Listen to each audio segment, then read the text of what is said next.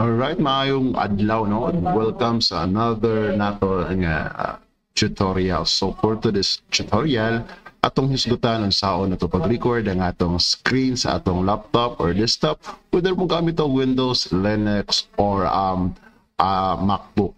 Okay? So we're Apple product. So without any installation happen, pwede na to ma-record using the browser. So with no installation happen again. So let's get started. Open the browser.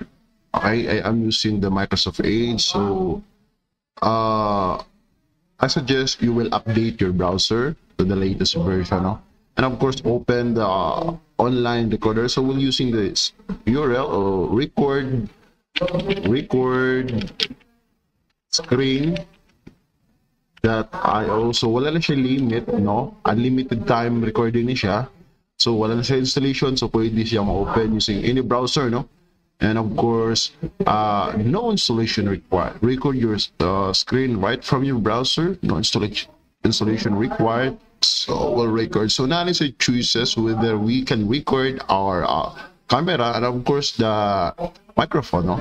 So for now, dili na ako gamitin ni kay gamit man ako ang akong camera o akong kuan para sa recording karon ng tutorial. So else I will just using the screen only lang, no? And start recording. So nato yung mga choices diri Microsoft Edge Lab kining Windows browser lang ni ang mo-record, dili mapil ang desktop.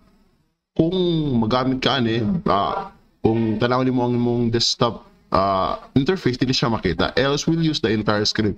Ang entire screen tanan nimong mga activities sa imong desktop pwede nimo ma-record. So I will use this entire screen.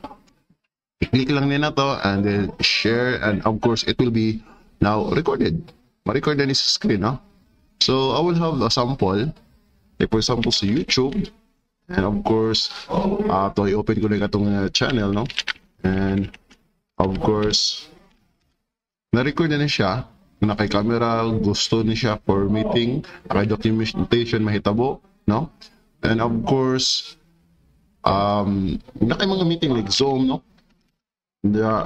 Hinahan ka o documentation using this screen recorder kaya na.